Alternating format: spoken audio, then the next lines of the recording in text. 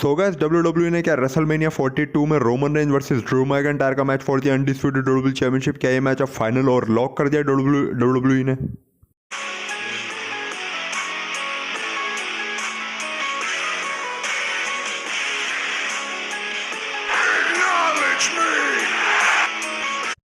So guys जब से Drew McIntyre SmackDown live के एपिसोड में कोडी रोड्स को हरा के न्यू अनडिस्प्यूटेड चैंपियन बने, तब से यहाँ पर जो रेसलमेनिया की जो डायरेक्शन है वो पूरी चेंज होगी। क्योंकि यहाँ पे पहले लग रहा था कि कोडी रोड्स के बाद चैंपियनशिप इसलिए क्योंकि जो रोमन रेंज है वो रंबल जीतने के बाद फिर कोडी रोड्स को रेसलमेनिया में फेस करेंगे और वहाँ पे कोडी रोड्स और रोमन रेंज का हमें तीसरा मैच देखने को मिलेगा और उसमें और उस वाले मैच में अनडिस्प्यूटेड चैंपियनशिप भी इन्वॉल्व होगी। लेकिन जब से स्मैकडाउन लाइव के एपिसोड में ड्रू मैकिंटायर न्यू चैंपियन बन गए, तब से यहाँ पे डायरेक्शन ऐसे चेंज हुई है कि मतलब सब कुछ कन्फ्यूजन सा लग रहा है कि यहाँ पे अगर Drew McIntyre has undisputed champion अगर रेसलमेनिया में जा रहे हैं तो वो किसको फेस करेंगे। Roman Reigns versus Cody Rhodes के मैच में क्या टाइटल इन्वॉल्व नहीं होगी? क्योंकि मेल्जर की तरफ से ऐसी रिपोर्ट हमको देखने को मिली थी जहां पर ये बताया गया था कि कोडी रोड वर्सेस रोमन रेंज का मैच अभी डब्ल्यूडब्ल्यूई स्टिल करवाने वाली है रेसलमेनिया में, लेकिन ये नॉन टाइटल मैच होगा। तो क्या इस वाले मैच में अगर टाइटल इन्वॉल्व नहीं होगा तो फैंस इस वाले मैच में उतना इन्वेस्टेड होंगे जितना पिछले 2 सालों में से रेसलमेनिया 40 और 39 के टाइम पर।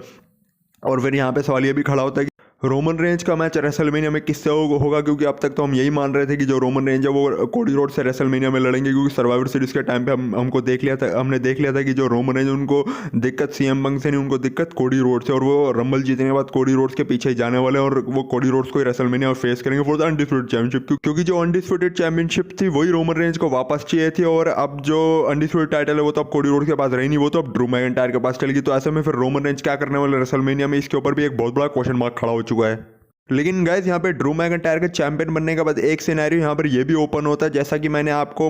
Drew McIntyre versus Cody Rhodes के मैच से पहले अपनी एक वीडियो में बताया था कि डब्ल्यूडब्ल्यूई पॉसिबिलिटी प्लान कर रही है कि वो ब्लड लाइन हंटर गिमिक जो एक टाइम पे डब्ल्यूडब्ल्यूई ड्रू मैकिंटायर को देने वाले थे, लेकिन बाद में फिर प्लान्स कैंसिल हो गए थे, वो वापस लाने का सोच रही है। तो ऐसे में अगर डब्ल्यूडब्ल्यूई उस वाले गिमिक को वापस लाते, उस वाले करेक्टर को वापस लाते, तो ऐसे में फिर वहाँ से easily Drew McIntyre versus Roman Reigns का मैच जो है वो रेसलमेनिया 42 के लिए सेट हो सकता है। क्योंकि रोमन रेंज को अनडिस्प्यूटेड टाइटल चाहिए थी, वो कोडी रोड्स के पास बेशक नहीं, लेकिन रोमन रेंज रंबल जीत के फिर ड्रू मैकिंटायर को फेस कर सकता है रेसलमेनिया में और वहां पे फिर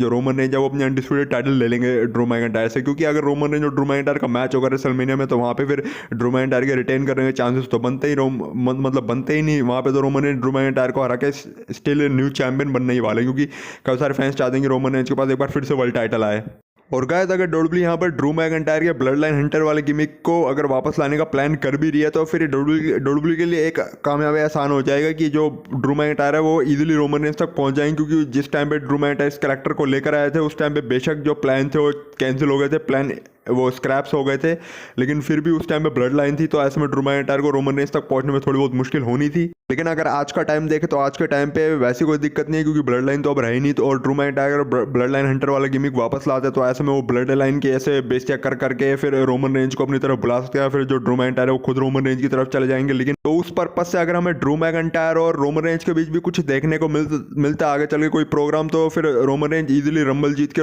ड्रू मैकिंटायर को रेसलमेनिया में फेस कर सकते हैं। क्योंकि एक तो रोमन रेंज का टाइटल ड्रू मैकिंटायर के पास है और ड्रू मैकिंटायर को ब्लड लाइन की बेइज्जती मारेंगे जो रोमन रेंज ने बनाई थी, तो ऐसे में फिर रोमन रेंज जरूर ड्रू मैकिंटायर को रेसलमेनिया फेस करना चाहेंगे आफ्टर रॉयल रंबल विन। और गाइस मेल्जर की रिपोर्ट में हमको ये भी पता लगा था कि डब्ल्यूडब्ल्यूई ने Roman Reigns versus Cody Rhodes का मैच रेसलमेनिया के लिए लॉक कर रखा है और डब्ल्यूडब्ल्यूई इस वाले मैच को जरूर करवाने वाली है आगे रेसलमेनिया 42 में। रेसलमेनिया 39 और 40 के टाइम पे तो देखने को मिला ही था और दोनों के पास एक एक जीत है। अब रेसलमेनिया 42 में डब्ल्यूडब्ल्यूई इस स्टोरी लाइन को पूरा एंड तक ले जाने वाली है और रेसलमेनिया 42 में स्टोरी लाइन का हमें फाइनल चैप्टर देखने को मिलेगा और वहाँ पर फाइनल विनर डिसाइड होने वाला है। तो ऐसे में मेल्जर ने पूरा बताया था कि डब्ल्यूडब्ल्यूई ने रेसलमेनिया 42 के लिए ये रोमन कोडी रोड्स का जो मैच है वो एक तरह से लॉक कर रखा है। ये मैच डब्ल्यूडब्ल्यूई ने कम से कम सर्वाइवर सीरीज के टाइम पर ही लॉक कर लिया था, जब हमने रोमन रेंज और कोडी रोड्स के बीच टेंशन देखी थी।